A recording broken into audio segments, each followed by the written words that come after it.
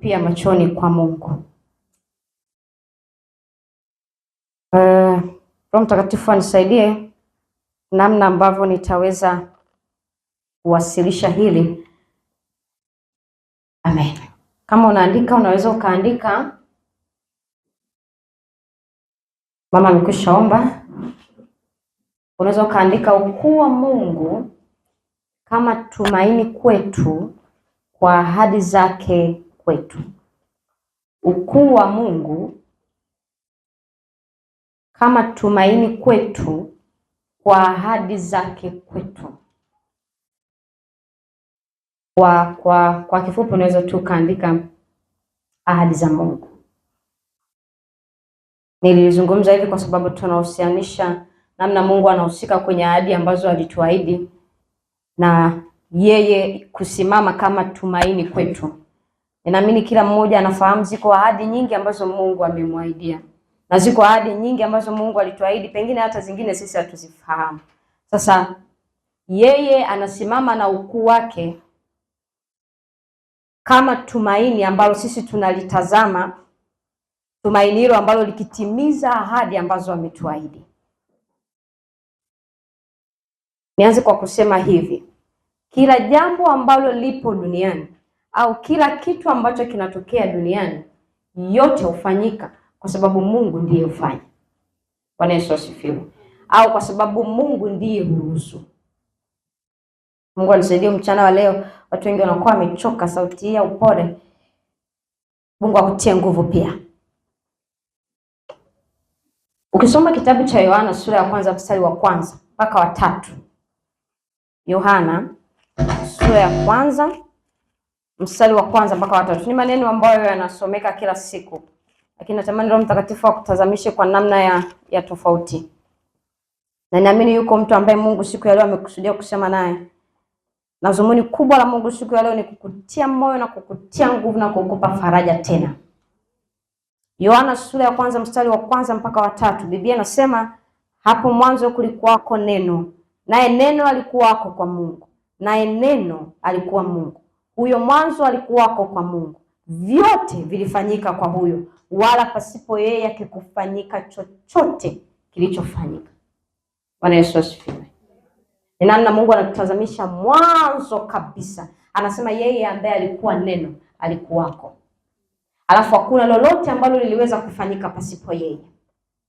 Na baada ya hapo iko namna ambayo mwanadamu alishake. Mungu akasema ni namna gani nitatafuta solution kusimama na huyu mtu pia kutambua ya kwamba mimi ndiye Mungu ambaye ninayaweza yote. Akamtuma mwanae Yesu Kristo duniani kwa ajili yetu.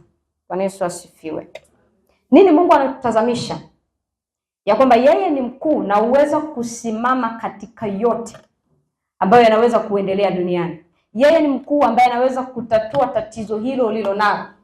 Bwana Yesu asifiwe. Kama yeye alikuwa hapo tangu mwanzo. Wakati mwingine anasema yeye ndiye anasema utambua mwanzo. Utambua mwisho tangu mwanzo. Alafu anasema yeye ni Alpha na Omega, ambaye tunasema ni mwanzo tena ni mwisho. Alafu Biblia pia inasema hakuna neno lolote lililo gumu. Bwana asifiwe. Kitu ambacho ninapoanza wakati huu, ninapenda ukiweke kichwani kwako ya kwamba hakuna jambo lolote linaweza kufanyika pasipo Mungu. Tutatazama vipengele vinne visivyopungua 3.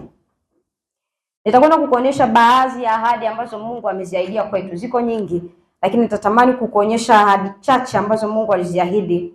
Ukifungua kitabu cha Isaya sura ya 9 mstari wa 6. Isaya sura ya 9 mstari wa 6. Biblia inasema, maana kwa ajili yetu mtoto amezaliwa, tumepewa mtoto mwanamume, na uweza wa kifalme utakuwa begani mwake, naye ataitwa jina lake Mshauri wa Ajabu, Mungu mwenye nguvu, Baba wa milele, Mfalme wa amani.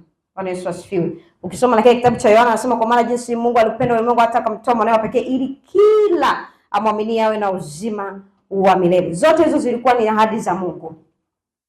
Agano la Kale Mungu alikuwa akidhihirisha ahadi nyingi sana. Agano Jipya limesimama kama utimilifu wa ahadi hizo za Mungu. Na ndio maana kuna wakati Musa walipofika wana wa Israeli wakakosea, Mungu aliporuhusu wale nyoka wa wazuru wale watu, akamwambia Musa, simamisha nyoka wa shaba ambaye atasimama na kutazamwa kama tumaini tena. Bwana Yesu asifiwe. Alafu tunamuona Yesu anakuja kudhihirika kwenye kitabu cha Agano Jipya. Iko namna nyingi, ninaamini mitume na watu wengi waliopita kipindi hicho wanatamani yamkini wangekuwa sasa hivi ambapo ahadi za Mungu zimekuwa zikitimia. Bwana Yesu asifiwe. Nikwambie, wakati ule wa Nuhu, wakati wanaangamia kwa maji, Mungu akasema ninatoa ahadi hii ya kwamba nitaweka upinde, hamtaangamia tena. Kwa nini? Kwa maji. Sasa hivi Nuhu hayupo, huko wewe. Bwana Yesu asifiwe. Kwa hiyo kama Mungu aliahidi ya kwamba magonjwa ya Misri hayatakurudia tena, maana mimi ndiye Mungu nikuponyaye, maana yake iko namna ambayo Mungu atasimama katika ahadi hiyo kukuponya. Bwana Yesu asifiwe. Sasa kitabu hiki cha Isaya sura ya 9 mstari wa 6, Mungu akaona ni namna gani nitafute solution ili niwe connected na huyu mtu. Akamtoa mwanae wa pekee ambaye tunasema ni Yesu Kristo. Akaahidi vitu vingi ambavyo viko ndani ya huyu kwa anayemwamini. Bwana Yesu asifiwe. Jambo la kwanza akasema atakuwa mshauri wa ajabu. Jambo la pili akasema Mungu mwenye nguvu. Jambo la tatu akasema Baba wa milele. Jambo la nne akasema mfalme wa amani. Nini napenda utazame? Mtazame Yesu kama mshauri wa ajabu kwako. Alafu kuna wakati ukikosa ushauri, mwambie Mungu, ulitupa Yesu Kristo kama mshauri wa ajabu kwetu. Ninaomba hiyo ahadi kwangu ikasimame na akasimame kama mshauri wa ajabu kwangu. Kuna wakati unaweza ukafika mawazo yakafika mwisho, lakini Yesu anasimama kama mshauri wa ajabu kama ilivyo ahadi ya Mungu. Kitu kingine akasema Mungu mwenye nguvu. Kitu kingine akasema Baba wa milele. Maana iko namna atakulinda milele. Uko uzima atakaokupa milele. Yako mafanikio ambayo atakupa ya milele. Viko vitu ambavyo atavifanya kwako milele. Uko uzima ambao aliwaahidi atakupa milele. Maana yeye anasimama katika milele zote. Bwana Yesu asifiwe. Jambo la nne akasema mfalme wa amani. Ni namna gani umekosa amani kwenye dunia? Lakini yuko mfalme wa amani ambaye Mungu ni ahadi yake kwetu. Alimtoa ili awe amani kwetu. Bwana Yesu asifiwe. Anatupa amani ambayo mwanadamu hawezi kukupa. Wanadamu kuna wakati mwingine anaweza kukosesha amani. Ukatamani mpaka uende hata mapangoni. Pengine mawe yanaweza kukupa amani. Lakini Mungu anasema yeye ndiye mfalme. Yesu anasema ndiye mfalme wa amani. Bwana Yesu asifiwe. Tutegemee kama Mungu aliachilia Yesu akaja duniani, basi hizi ahadi alizosema ambazo ziko kwake, basi tutegemee zifanye kazi kwenye maisha yetu. Ukifungua pia kitabu cha Timotheo wa pili. Timotheo wa pili. Kama unaweza unaona kazi kuandika unapata nguvu sana ukisikiliza, uwe na amani. Timotheo wa pili sura ya 2 mstari wa 7. Biblia inasema yafahamuni sana haya nisemayo, kwa maana Bwana atakupa akili katika mambo yote. Baraka wa Paulo kwa Timotheo. Siku ya leo Mungu anakuambia ya kwamba atakupa akili katika mambo yote. Ukisoma pia kitabu cha Isaya sura 41 mstari wa 10. Isaya 41 mstari wa 10. Isaya 41 mstari wa 10. Biblia inasema usiogope, kwa maana mimi ni pamoja nawe. Usifadhaike, kwa maana mimi ni Mungu wako. Nitakutia nguvu. Tuliona kule anasema yeye ni Mungu mwenye nini? Mwenye nguvu. Anasema nitakutia nguvu. Naam, nitakusaidia. Naam, nitakushika kwa mkono wa kuume wa haki. Bwana Yesu asifiwe. Ukiangalia hapa ziko ahadi nyingi za Mungu.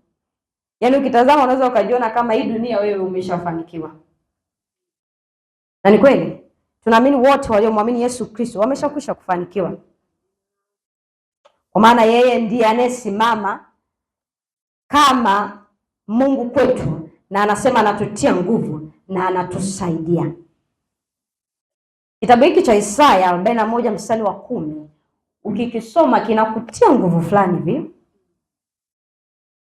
Bwana sifiwe. Yaani kama kuna jambo ambalo limekuwa ni zito, kinakutia nguvu fulani.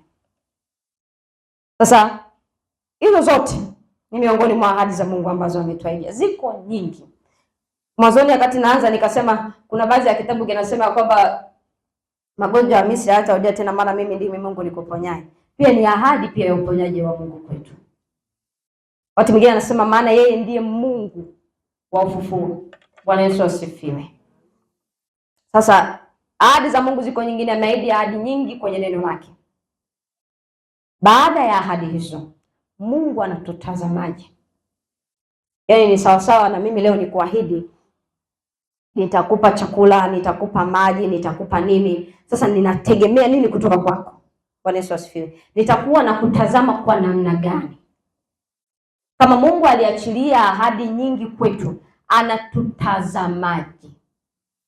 Bwana Yesu asifiwe. Na kitu hiki huweza kusimama kama kigezo cha mtu ambaye anaweza akapokea ahadi za Mungu. Bwana Yesu asifiwe. Unaweza ukaandika tu namna hiyo, vigezo ambavyo Mungu huvitazama kwa mtu ambaye anaona kabisa hapa ninaweza nikaachilia ahadi zangu.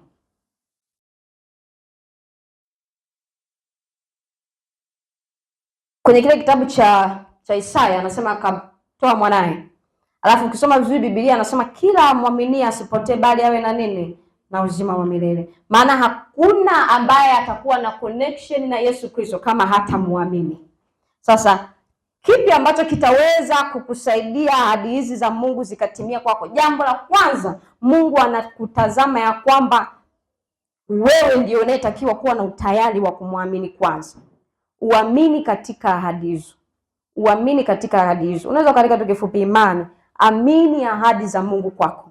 Mungu anakuangalia ya kwamba nimemwahidi. Anachotakiwa afanye ni nini? Ni kuniamini na kuamini katika ahadi hizo ambazo nimeziachilia kwake. Maana Mungu anatutazama kama watu ambao tutakuwa tayari kumwamini katika ahadi hizo. Bwana Yesu asifiwe. Ukifungua kitabu cha Yohana sura ya kwanza mstari wa sura ya Yohana wa kwanza sura ya 5 mstari wa 10. Yohana wa kwanza sura ya 5 mstari wa 10.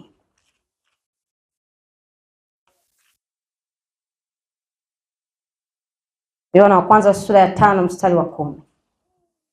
Biblia anasema yeye amwaminie mwana wa Mungu anao huo ushuhuda ndani yake. Asiyemwamini Mungu amemfanya kuwa mwongo, kwa kuwa hakuamini huo ushuhuda ambao Mungu amemshuhudia mwanaye. Bwana Yesu asifiwe. Narudia tena, yeye amwaminie mwana wa Mungu anao huo ushuhuda ndani yake. Tukishia tu hapo, manake tunao ushuhuda Mungu kusimama kama mshauri wa ajabu kwetu. Tunao ushuhuda Mungu kusimama kama Mungu mwenye nguvu kwetu. Tunao ushuhuda ya kwamba Mungu ndiye utupa amani. Si ndio? Tumeona kule. Anasema kwa kuwa anasema Mungu amemfanya huo ushuhuda ndani yake. Asiyemwamini Mungu amemfanya kuwa mwongo, kwa kuwa hakuamini huo ushuhuda ambao Mungu amemshuhudia mwanawe. Bwana Yesu asifiwe. Unaweza ukawa unakuja kanisani kila siku, lakini usiamini ya kwamba Yesu anaweza kusimama kama amani kwako. Unaweza ukaja kanisani kila siku, lakini usiamini ya kwamba Mungu anaweza kusimama kama mshauri kwako. Na hii tunaiona vipi? Ni pale ambapo utakutana na jambo halafu hutaruhusu Mungu asimame kama mshauri, au hutaruhusu Mungu kuchukua nafasi kwenye hilo. Ndio pale ambapo unakuta mwanadamu anakutana na jambo halafu anaachilia akili yake na fahamu yake ifanye kazi sana kuliko Mungu. Kuna wakati Mungu akikupa ushauri, unaweza wakati mwingine ukasema mbona hata kwa akili zangu nisingeweza. Ukiona hivyo, mwambie Mungu asante kwa sababu umesimama kama mshauri. Sasa hapa anasema asiyemwamini anamfanya yeye kama mwongo. Bwana Yesu asifiwe.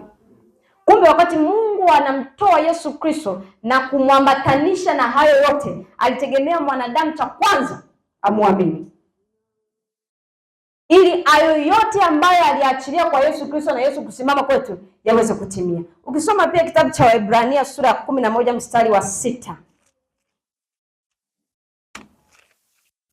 Ulisomea kama hupendake kusoma Biblia sana. Huduma ya elimu watu tunasoma sana. Waebrania 11 mstari wa 6. Biblia inasema, lakini pasipo imani haiwezekani kumpendeza. Kwa maana mtu amwendaye Mungu lazima aamini kwamba yeye yuko na kwamba huwapa thawabu wale wamtafutao. Ukisoma kwa mwishoni ni pia ni moja ya ahadi ya Mungu, huwapa thawabu wale wafanyeje? Wamtafutao. Lakini mwanzoni anasema hapendezwi na yule asiye nini? Waebrania 11 mstari wa 11. Hapo hapo usiende mbali. Biblia inasema, kwa imani hata Sara mwenyewe alipokea uwezo wa kuwa na mimba alipokuwa amepita wakati wake, kwa kuwa alimhesabu yeye aliyeahidi kuwa mwaminifu. Bwana Yesu asifiwe. Umri wake ulifika ukomo, lakini akamhesabu yeye aliyeahidi kuwa nini? Mwaminifu. Ni kwenye lipi umemhesabu Mungu kuwa mwaminifu? Kwenye ahadi zake. Siku ya leo Mungu anatamani, kama iko mahali unapitia, kama pako mahali unapitia, mkumbushe Mungu kwa habari ya ahadi aliyoahidi. Lakini pia usimame kumtazama yeye kama mwaminifu katika ahadi zake. Kama Sara angekata tamaa wakati ule, sijui nini kingetokea, wala pengine tusingekuwa na historia yake, pengine ingeishia hapo. Lakini alisimama kumwamini aliyetoa ahadi kama mwaminifu kwenye ahadi hiyo. Kama Mungu alikuahidi, kama Mungu alituahidi ya kwamba yeye ndiye Mungu atuponyaye, basi tuamini ya kwamba yeye ni mwaminifu kwenye ahadi hiyo. Na kinyume chake ni usipoamini, hakuna chochote ambacho kitafanyika.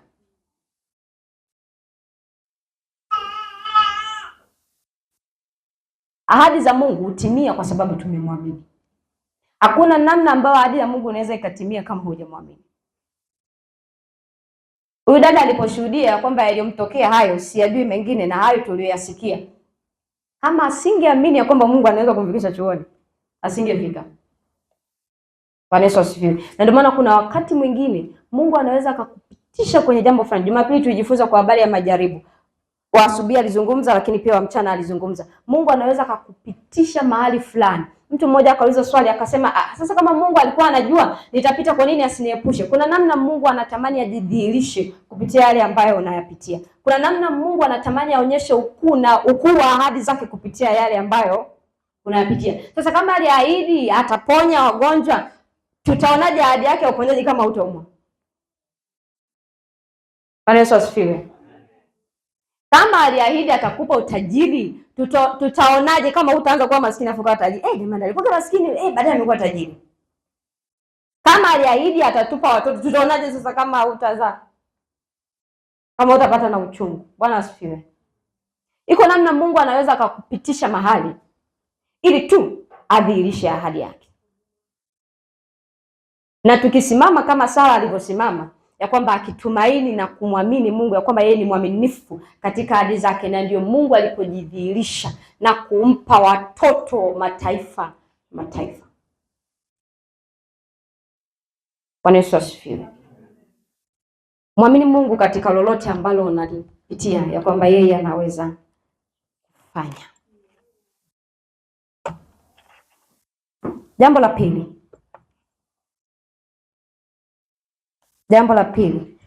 kuwa na uvumilivu.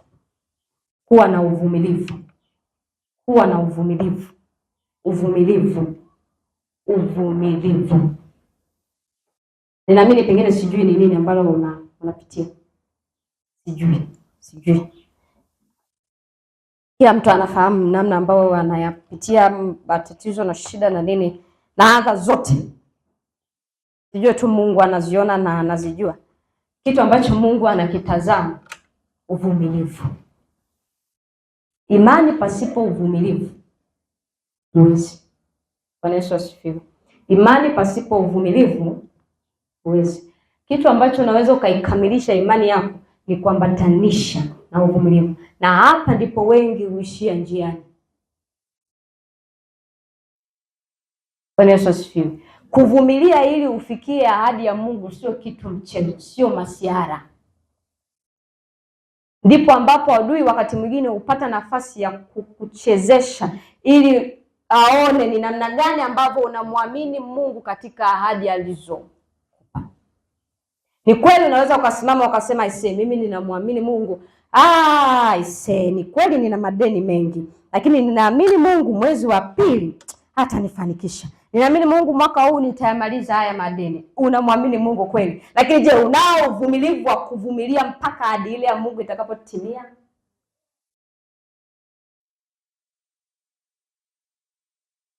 Ebrania hiyo 6:13 mpaka 15.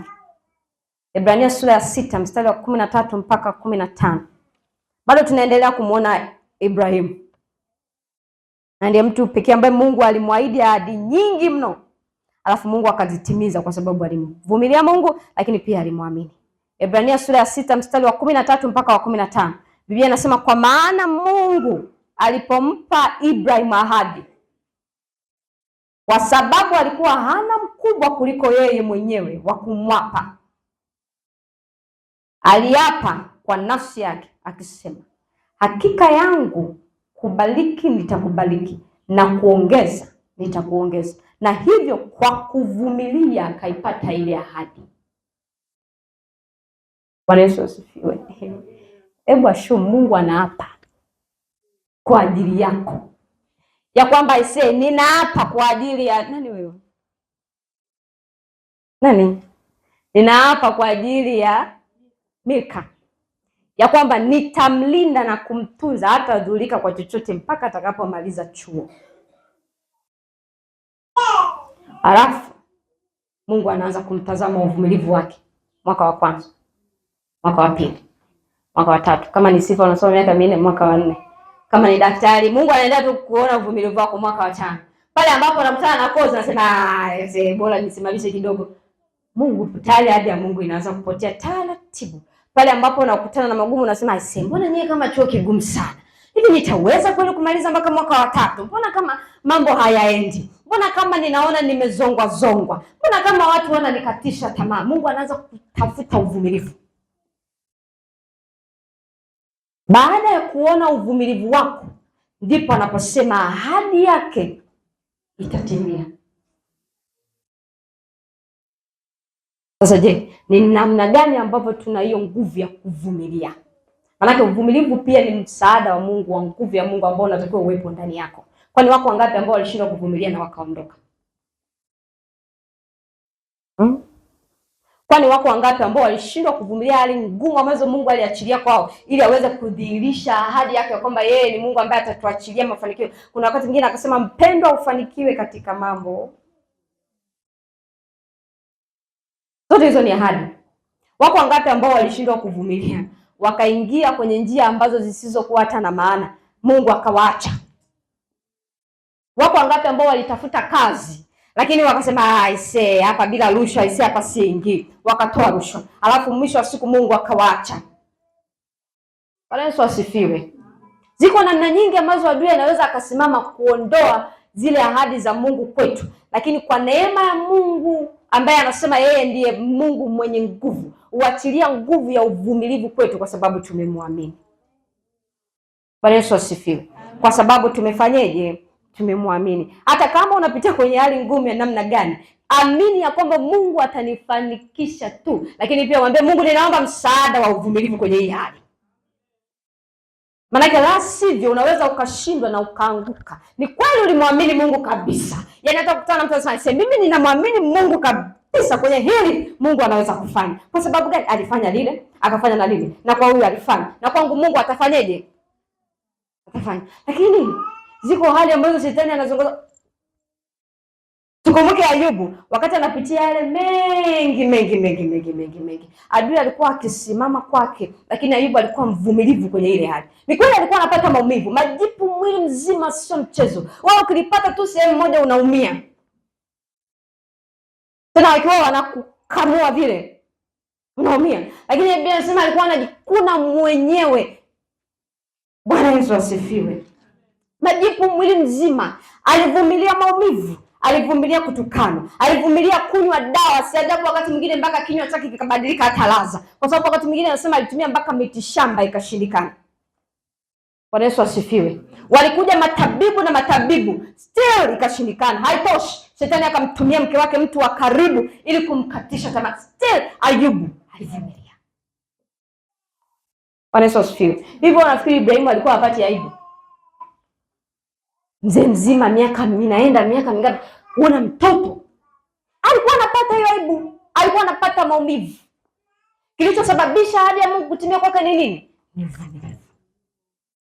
Na moja ya kigezo ambacho Mungu anatuonyesha, ambacho kilimfanya Mungu atimize yale yote aliyoapa kwa Ibrahim ya kwamba atayatimiza, anasema ni kwa sababu ya uvumilivu wake.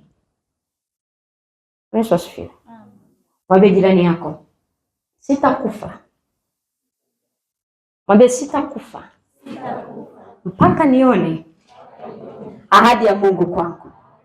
Ahadi ya Mungu kwangu. Sitakufa, rudia, mpaka nione ahadi ya Mungu kwangu. Vumilivu. Vumilia. Ni kweli maumivu unayo, ni kweli unapita panauma, lakini vumilia. Vumilia. Bwana Yesu asifiwe. Narudia tena, vumilia. Ni kweli mazingira hayaeleweki, hata saizi hujui hata unaenda kula nini. Vumilia. Mungu ni mwaminifu sana. Ni kweli wakati mwingine unaona kabisa hii hali, kama ni mwanafunzi unaona hii kozi sijui kama nitapita. Kama ni mtu ambaye unaishi kama mimi, hapa kweli tutatoboa kweli, hapa mwezi huu nitalipa kodi ya Ayubu. Lakini Biblia inasema nini? Vumilia. Ni kweli wanakuja wanakuambia tunaweza kukulipia kodi, tunaweza kukulipia ada, tunaweza kukufanyia kila kitu sifa. Alafu ni kweli una shida, lakini still Mungu anasema fanyaje? Vumilia. Panauma, lakini vumilia. Bwana Yesu asifiwe. Usiruhusu yoyote akasimama kuharibu ahadi ya Mungu kwako.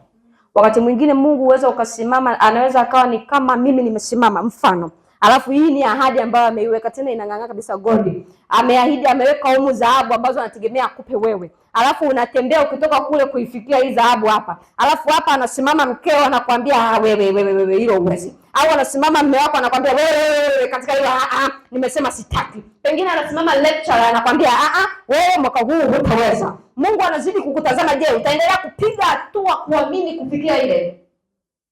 Bwana Yesu asifiwe. Na ukivumilia tu hapa katikati, hapa kule hakuna shida, kwa sababu kule umeshapaonja maumivu tayari unayajua. Hapa ambapo sasa nini ambacho utafanya ili kuweza kuifikia ile?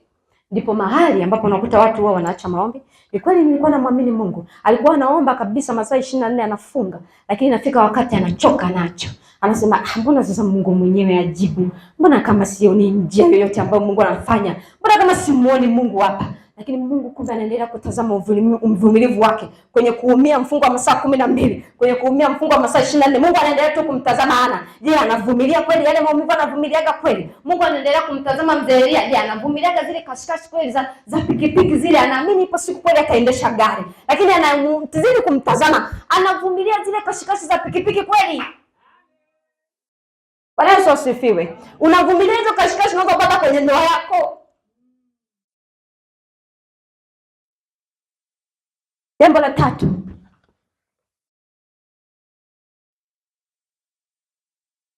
ambalo Mungu analitazama kwetu. Ni kweli ahadi ametupa. Anatuangalia ya kwamba je, huyu mtu ananiamini? Anatuangalia kwamba kweli ananiamini. Ni ana uvumilivu kweli kufikia ile ahadi? Jambo la tatu, anasema ananikumbusha. Haimaanishi Mungu anasahau. Bwana Yesu asifiwe. Haimaanishi Mungu anasahau. Kukumbusha ni mojawapo ya ishara ya kwamba mtu utambua ya kwamba bado Mungu anafanya. Bwana Yesu asifiwe. Yaani ukisimama mbele za Mungu na Mungu nakukumbusha ya kwamba wewe ulisema